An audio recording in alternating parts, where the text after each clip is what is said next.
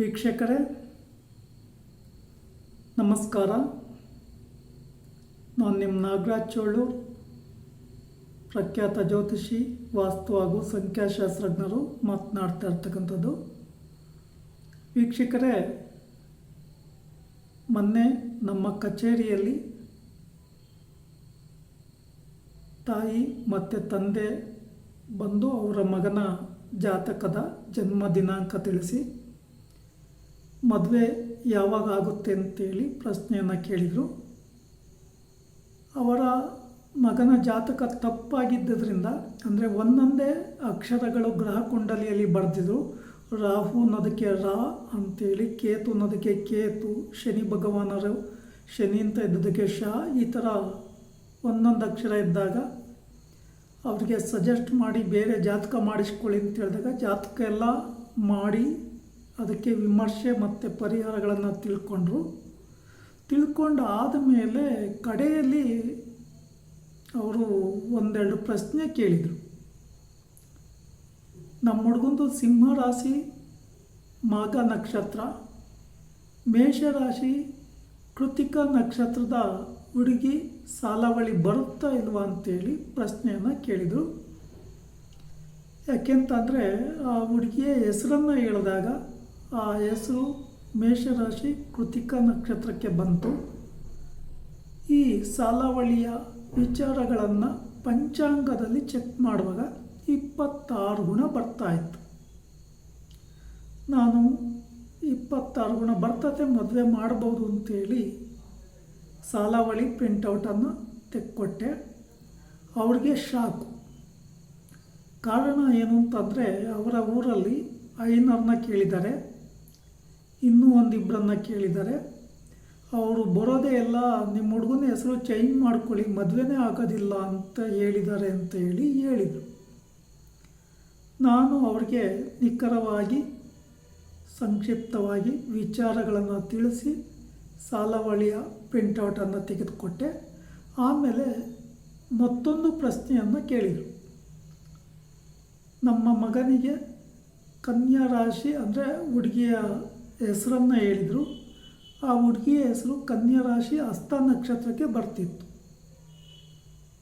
ಈ ಮಾಘ ನಕ್ಷತ್ರಕ್ಕೂ ಹಸ್ತ ನಕ್ಷತ್ರಕ್ಕೂ ಸಾಲಾವಳಿ ಬರ್ತತ ನೋಡಿ ಅಂತ ಹೇಳಿದರು.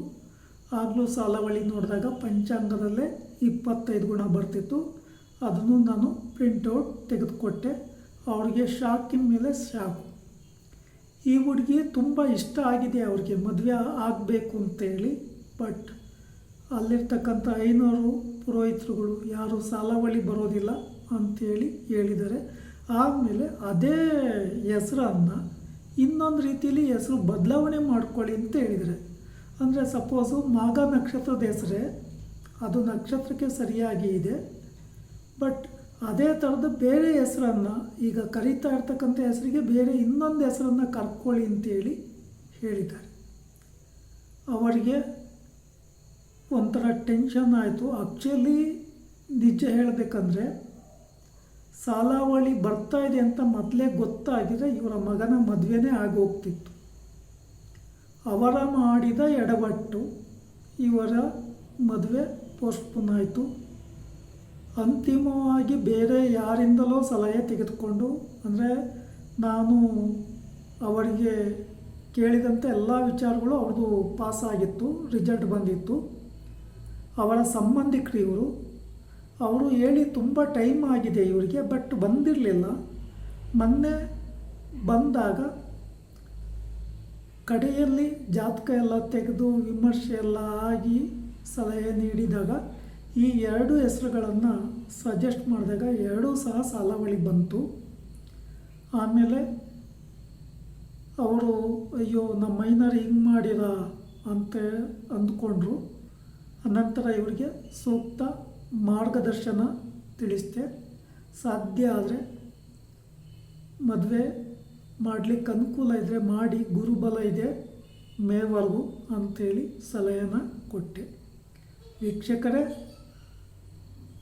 ಯಾರೇ ಆಗಿರಲಿ, ನೀವು ಅಷ್ಟೇ ಸಾಲಾವಳಿಯನ್ನು ಕೇಳಲಿಕ್ಕೆ ಹೋದಾಗ ಅಥವಾ ಒಂದು ಮುಹೂರ್ತವನ್ನು ಕೇಳಲಿಕ್ಕೆ ಹೋದಾಗ ಜ್ಯೋತಿಷ್ಯದ ವಿಚಾರಗಳನ್ನು ತಿಳಿದವರಿಂದ ಸಲಹೆಯನ್ನು ಪಡ್ಕೊಳ್ಳಿ.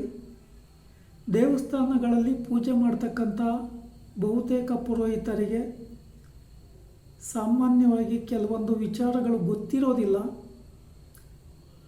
ಅವ್ರಿಗೆ ಗೊತ್ತಿಲ್ಲದಲೇ ಹೋದಾಗ ಸಮಸ್ಯೆಗಳು ನಿಮಗೆ ಉಂಟಾಗ್ತವೆ, ನಿಮಗೆ ಸಿಗಬೇಕಾದಂಥ ಫಲಾಫಲಗಳು ಸಿಗೋದಿಲ್ಲ. ಆದ್ದರಿಂದ ಈ ಬಗ್ಗೆ ತುಂಬ ಜಾಗ್ರತೆ ವಹಿಸಿ ಸೂಕ್ತ ಮಾರ್ಗದರ್ಶನ ನೀಡ್ತಕ್ಕಂಥವ್ರನ್ನ ಸಂಪರ್ಕಿಸಿ. ವೀಕ್ಷಕರೇ, ಯಾರಿಗೆ ಜಾತಕದ ಅವಶ್ಯಕತೆ ಇದೆಯೋ, ಜಾತಕದ ವಿಮರ್ಶೆಯ ಆಸಕ್ತಿ ಉಳ್ತಕ್ಕಂಥವರು, ಮನೆ ಕಟ್ಟಲಿಕ್ಕೆ ವಾಸ್ತು ಪ್ಲ್ಯಾನ್ ಬೇಕಾದವರು, ಸ್ಥಳ ಪರಿಶೀಲನೆ ಆಗಿರ್ಬೋದು, ಅಥವಾ ನಿಮ್ಮ ಹಳೆಯ ಮನೆಯ ವಾಸ್ತು ಆಲ್ಟ್ರೇಷನ್ಸ್ ಇರ್ಬೋದು, ಇತ್ಯಾದಿ ವಿಚಾರಗಳಿಗೆ ನನ್ನ ಮೊಬೈಲ್ ನಂಬರ್ಗೆ ಕರೆ ಮಾಡ್ಬೋದು. ಹಾಗೆ ಈ ವಿಡಿಯೋವನ್ನು ಲೈಕ್ ಮಾಡಿ, ಶೇರ್ ಮಾಡಿ, ಸಬ್ಸ್ಕ್ರೈಬ್ ಆಗಿ, ಆಲ್ ಐಕಾನ್ ಒತ್ತಿ. ನಮಸ್ಕಾರ.